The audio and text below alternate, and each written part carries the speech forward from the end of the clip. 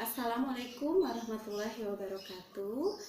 Ketemu lagi dengan Teras Anak. Teras Anak kali ini saya akan membahas tentang dunia parenting.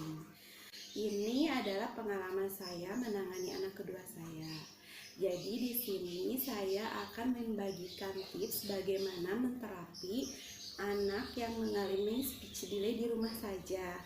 Mudah-mudahan video ini bisa membantu para orang tua yang memiliki anak speech delay dan bisa mengoptimalkan stimulasinya di rumah. Alhamdulillahnya dengan terapi yang saya berikan di rumah ini sendiri, dalam waktu 2 bulan anak saya sudah bisa berbicara. Nah, seperti apakah terapi yang saya terapkan di rumah? Kita lanjut, dan komen dan subscribe ya. Jadi begini ceritanya awal mulanya. Anak saya yang kedua ini di usia 1 tahun belum mengeluarkan satu kata pun. Saya mencoba ngobrol dengan orang tua saya dan ternyata mereka hanya memberikan kesimpulan bahwa memang untuk beberapa anak laki-laki itu berbeda dengan anak perempuan. Jadi kemampuan berbicaranya itu tidak secepat anak perempuan.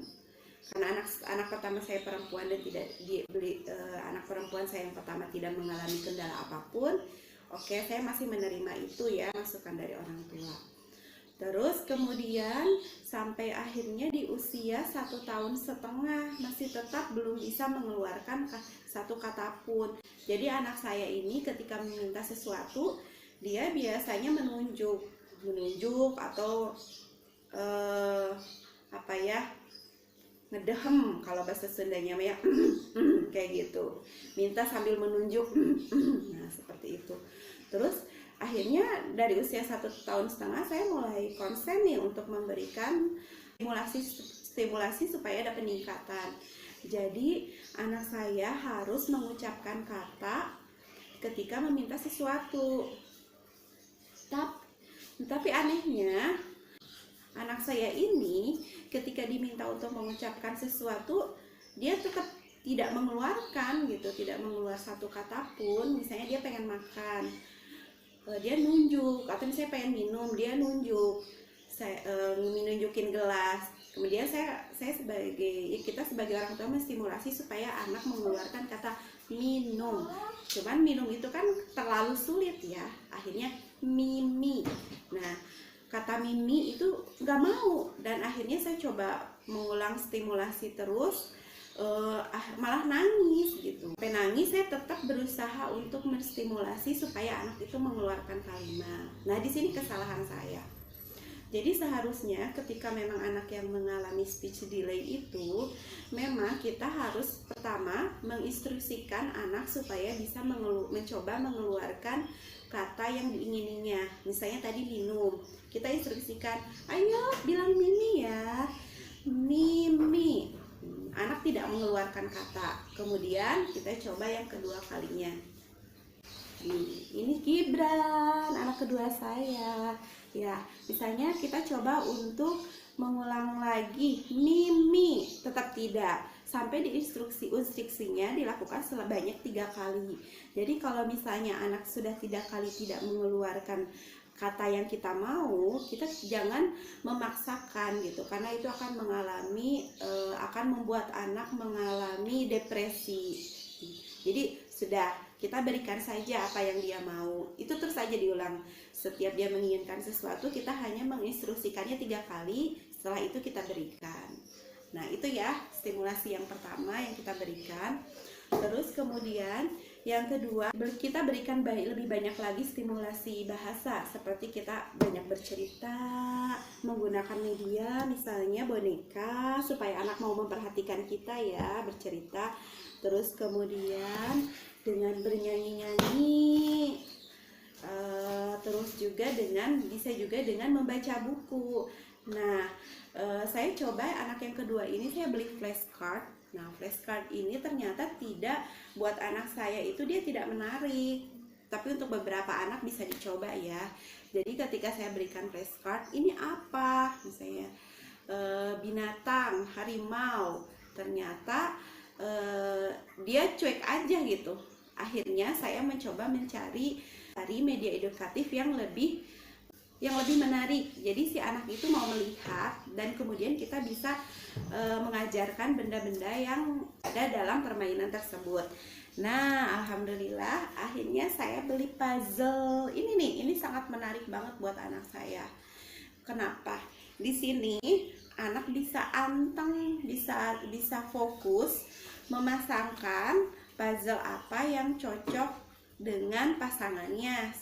Nah, akhirnya kemudian kita temani ya, kita bantu dengan mengucapkan kata-katanya walaupun si anak tidak mau mengatakan ya, belum mau mengatakan. Ketika dia memasangkan binatang ini seperti ini, kemudian kita bilang, oh iya pinter, ini namanya adalah singa. Nah, alhamdulillah senang banget. Jadi sampai sehari-harinya bermain terus puzzle ini, alhamdulillah. Sampai akhirnya dia memang jadi hafal dengan binatang-binatang dan bisa menyebutkannya gitu. Terus kemudian stimulasi yang saya terapkan lagi di rumah adalah dengan mengulang pola makannya. Jadi bagusnya kan sebenarnya usia 1 tahun anak itu sudah bisa makan makanan yang memang kita makan gitu, masakan rumah. Tapi ternyata setelah saya evaluasi memang kemampuan mengunyahnya itu belum bagus. Jadi masih, kalau kita kasih bubur, kalau kita kasih makanan yang ada teksturnya itu agak susah. Jadi saya malah jadi seringnya berikan bubur gitu karena khawatir nutrisinya kurang. Tapi ternyata hal itu malah tidak melatih organ bicaranya gitu. Akhirnya saya ulangi lagi. Kemudian saya memberikan bubur yang bertekstur seperti anak balita usia 8 bulan. Saya ulangi lagi seperti itu, teksturnya sedikit, sampai akhirnya saya kemudian lebih kental dan akhirnya sampai ke nasi lembek dan nasi seperti umumnya. Terus saya berikan juga makanan yang dipegang, finger food, seperti wortel rebus, bisa juga dengan kentang rebus, kemudian ya sayuran rebus, atau kue-kue yang dipegang, atau ya pokoknya makanan-makanan yang dipegang ya. Terus kemudian saya berikan juga buah-buahan itu tidak saya blender lagi, buah-buahan saya potong supaya bisa dipegang tangannya, dan setelah itu anak harus makan dengan cara dikunyah. Terus kemudian cara yang berikutnya adalah saya melatih untuk bisa meniup. Nah, saya beli periwitan mainan supaya anak terus berlatih meniup. Memang awalnya seperti kesulitan, terus kemudian suara yang dihasilkan periwitnya itu pelan dan akhirnya memang bisa meniup periwit itu dengan keras. Selain itu juga bisa dengan melatih meniup itu dengan membeli balon gelembung ya yang bisa ditiup. Nah, seperti itu. Jadi anaknya juga senang. Terus yang berikutnya adalah melatih kemampuan dia masih di area oral ini dengan cara melatih minuman dengan alat sedotan. Nah, itu juga berfungsi untuk bisa melenturkan. Kemudian tips selanjutnya ada yang tidak kalah penting. Sebenarnya saya tadi stimulasi bahasa itu sudah saya berikan dari usia 1,5 tahun. Hanya saja memang mungkin hasilnya tidak instan ya, gitu. Hasilnya tidak langsung bisa terlihat sampai dengan di usia 2 tahun. Di usia 2 tahun masih belum mengeluarkan satu kata pun, dan akhirnya saya coba kemudian menstimulasi sendiri dengan melakukan pijat terapi bicara. Saya dapatkan ini sih di hasil googling dan YouTube ya, tapi alhamdulillah dengan tips yang berikutnya ini akhirnya dalam waktu 2 bulan sudah bisa berbicara, dan akhirnya sekarang anak saya cerewet. Salah satu hobinya adalah bernyanyi dan bercerita. Oke. Entah tanpamu apa jadinya aku. tak bisa baca tulis, mengerti banyak hal. Guruku, terima kasihku. Katanya dia Lim. Bunda-bunda, saya coba praktekkan ya pijat terapi wicaranya. Seperti ini caranya. Jadi kita pijat dari sini, nah, sini 4 kali ya ke bawah. Gimana deh, lihat tuh, lihat ada Dede Gian tuh. 1, 2, 3, 4. Dede pinter 4 kali. Kemudian dari sini sampai ke bawah telinga ya. 1, 2, 3, 4. Pelan-pelan saja. Terus lebih bagus kalau kita pakai baby oil atau misalnya baby lotion ya, biar lebih halus. Sekarang saya coba pakai baby lotion ya.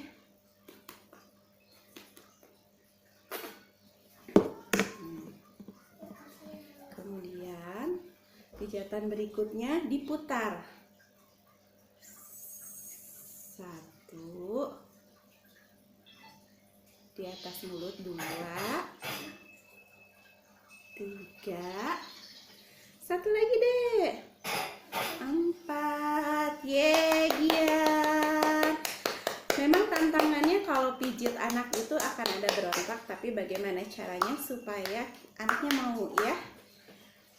1, 2, 3, 1 lagi deh, 4. Sekarang kita coba tekan-tekan di atas mulut ya. Lihat, sayang Soleh, lihat. Lihat tuh. Ih, wangi. Ya, wangi. Coba ditekan-tekan ini ya. Oh, Dede mau. Nih, wangi ya. 1, 2, 3, 4. 1, 2, 3, 4. Pinter. Sekarang kita coba pijit di area pipinya ya. 1, 2, 3. 1 lagi. 4. Nah, yang berikutnya kita coba pijat area dalam mulut ya. Saya praktekkan pakai sendok yang jadi sebenarnya bisa diterapi dengan alat atau sikat gigi, cuman karena pengalaman anak kedua saya kemarin berontak dan tidak mau, malah menangis-nangis, akhirnya saya pakai sendok. Jadi saya coba praktekkan ke anak ketiga saya ini dengan cara menggunakan sendok juga ya. Ini sendok, saya pakai sendok plastik. Biar masuknya nggak terlalu besar, saya pakai ujung sendoknya. Ujung sendoknya ini nggak tajam ya, tidak tajam, jadi bisa kita masuk. Aneh, kita pijat area pinggir kiri dan kanan pipinya, bagian dalamnya. Pinter. 1, 2, 3, 4. Hihi, pinter Dede Gian. Sekarang sebelah sininya. Coba sebelah lagi. 1, 2, 3, 4. Nih pinggirnya ya. 1, 2, 3, 4. Nah, kemudian area atasnya. 1, 2, 3, 4. Sekarang bawahnya. 1, 2, 3, 4. Kemudian lidahnya juga, supaya lidahnya jadi lentur. Coba deh. Ketawa.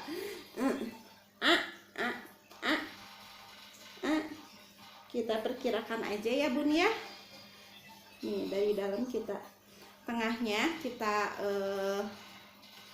pijat, dan pinggir lidah kiri kanan ya. Coba sayang, itu lihat apa tuh Dede Gian tuh? Mana A? Nih, ini kita raba-raba aja, perkirakan ya Bun ya. Ini. Oke, saya coba simulasikan pijat lidahnya ya. Kita misalkan ini lidah ya, lidah anak. Ini lidah depan yang dekat ke gigi. Terus jadi kita pijat 4 kali dari depan ke belakang bagian tengahnya ya. 1, 2, 3, 4. Pinggirnya juga nih. 1, 2, 3, 4. 1, 2, 3, 4. Nah, seperti itu. Cuman memang nanti pada saat prakteknya biasanya anak balita agak susah ya untuk mengeluarkan lidah atau membuka mulut. Jadi seperti tadi saja kita coba diraba aja, diusap bagian lidahnya tengah 4 kali, pinggir kanan 4 kali, dan pinggir kiri 4 kali, seperti itu. Terus kalaupun misalnya kita agak susah untuk melakukan waktu khusus pijatan, biasanya saya lagi nyuapin, lagi disuapin, bisa sambil kita sengaja sendoknya kita sentuhkan ke bagian lidahnya gitu, untuk suapin makanan plus pijat lidah juga. Nah, seperti itu. 1, 2, 3, 4. 1, 2, 3, 4.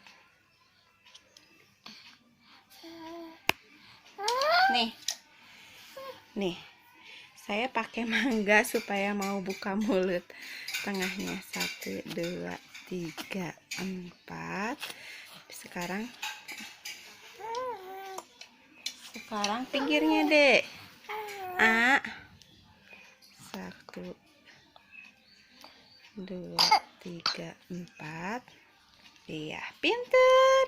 Sekarang yang ini lagi mangganya. Ya, sebelahnya lagi. 1, 2, 3, 4. Nah, seperti itu Bunda. Masing-masing pijatan kan 4 kali ya, itu minimal. Jadi kalaupun misalnya bisa lebih dan anaknya kondusif untuk lebih dari 4 pijatan, itu menurut saya lebih bagus. Terus juga itu bisa dilakukan minimal 2 kali dalam sehari ya. Biasanya saya lakukan ketika sesudah mandi pagi dan mandi sore. Oke, itulah tips dari saya bagaimana cara menterapi anak yang mengalami keterlambatan bicara atau speech delay di rumah. Dan mudah-mudahan bermanfaat untuk para orang tua yang memiliki anak yang mengalami speech delay, atau pada umumnya pada orang tua yang ingin menstimulasi anaknya agar bisa berbicara lebih cepat. Oke, terima kasih. Wassalamualaikum warahmatullahi wabarakatuh.